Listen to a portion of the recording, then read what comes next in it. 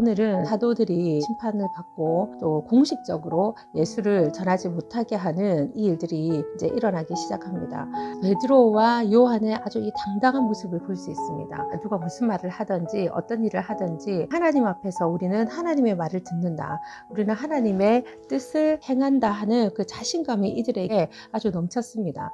예수님이 살아계시고 예수님과 함께 할 때는 이 마음이 없었어요. 유명한 사람 우리랑 함께 하고 있어, 이적과 기적을 표적을 하는 분이 우리의 스승이야 하는 아주 자신감으로 그 일을 했고, 예수님이 그 행하실 일들이 자기들이 한다는 것에 굉장히 신이 나는 입장에 있었습니다. 그리고 하나님께 충성하기보다는 그 예수님과 뭔가를 땅에 일으킨다는 것에 굉장히 즐거워하는 그들의 모습을 볼 수 있습니다. 자리 다툼을 한다든지 아니면 자기의 어떤 입지를 굳힌다든지 사복음서에 보면 종종 나옵니다. 근데 이제 이 진짜 예수님이 사람이 필요할 때, 적과 싸워야 될 그때는 다 도망가 버리죠. 또 진짜 이들이 하나님의 사역을 해야 될 그때 나는 주님께 충성해야지 라고 말을 했지만, 실질적으로 직면하는 어떤 사건들 속에서 신나는 거 말고 자기가 희생해야 되는 것들이 나왔을 때 책임을 져야 되고 그 고난에 동참해야 되고, 이런 문제가 탁 부딪혔을 때는 용기를 낼 수가 없었어요. 자기의 삶을 진짜로 드려야 할 때 폭풍을 잠잠케 하시죠. 그리고 사람들을 막 손만 얹으면 나 좀 말만 하면 눈을 뜨죠. 로마도 정복할 수 있겠구나, 이게 잘못하면 세계 정복도 되겠구나, 와 이분 완전 슈퍼맨이네,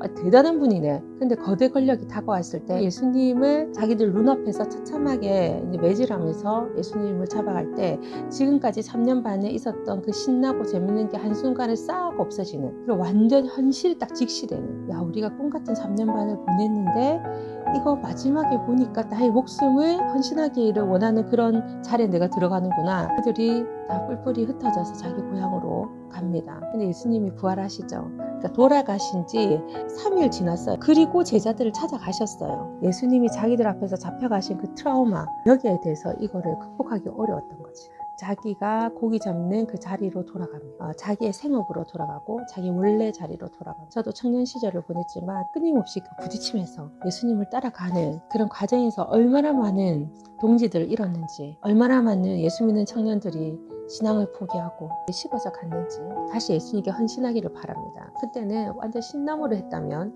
그리고 고난 앞에 무너졌다면 다시 하나님을 만나는 시간, 그래서 자기들이 막 부르짖어요. 한 마음 한 뜻이 되어가지고 이들이 힘을 달라, 용기를 달라, 우리가 예수를 주라고 기도할 때 이들이 완전 또 성령의 강력한 임재를 경험하게 돼요. 그래서 우리가 어떤 목적 없이 성령님 맛이 없어서 하면은 생각만 할 뿐이지 성령이 아주 강력하게 내게 힘으로 존재하지 않는 거예요. 내가 왜 성령을 받아야 되는지 불분명한 거예요. 내 마음에 하나님을 향한, 나는 그리스도를 전하지 않고는 안 돼, 나는 그리스도를 전해야 돼, 나는 그리스도의 제자고 그분의 군사야, 나가서 그리스도를 전할 거야. 왜? 그들을 구해야 되니까. 근데 우리는 누가 뭐라고도 하기 전에 내 스스로가 이미 예수를 전하는 것에 시간이 없어, 전해봤자 뭐 되겠어, 나는 그런 거 부끄러워해, 여러 가지 마음으로 여러분이 예수를 전하는 삶을 살고 있지 않을 수 있다는 거죠.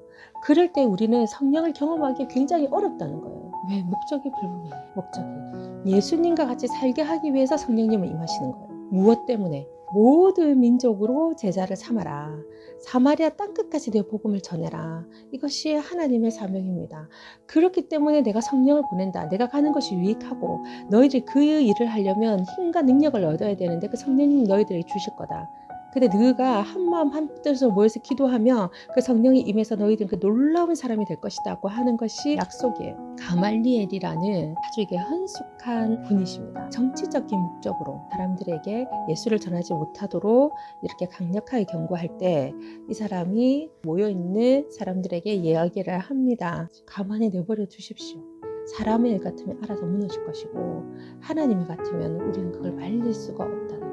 여러분이 살면서 하나님의 일과 사람의 일을 잘 구분하셔야, 저는 여러분한테 권합니다.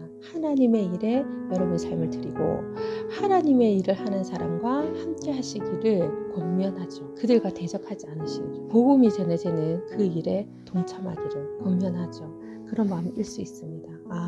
나는 예수를 믿고 싶은데 복음 전하고 뭐 책임지고 이런 거 너무너무 싫어. 내가 책임져야 되는 부분과 함께 우리가 받는 혜택이 많습니다.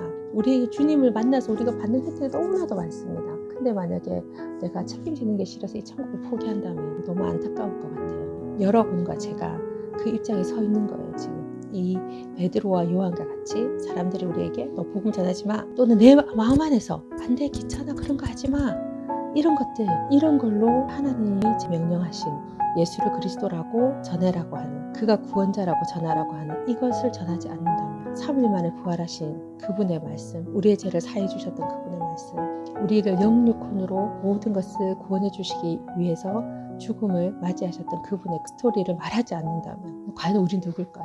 하늘나라의 백성으로, 하늘나라의 시민으로 그 정체성을 확고히 가지고 사람의 말을 듣는 것이 아니라 하나님의 말을 듣는 그 자리에 여러분과 제가 있기를 바랍니다. 그러면 반드시 성령님이 여러분에게 강력하게 임하실 것이고, 그 임재로 우리는 이 땅에서 그리스도를 강력하게 전하는 이적과 기적과 표적으로 감당하는, 그러니까 담대함으로 감당하는 그들의 모습이 되지 않을까 생각을 해봅니다.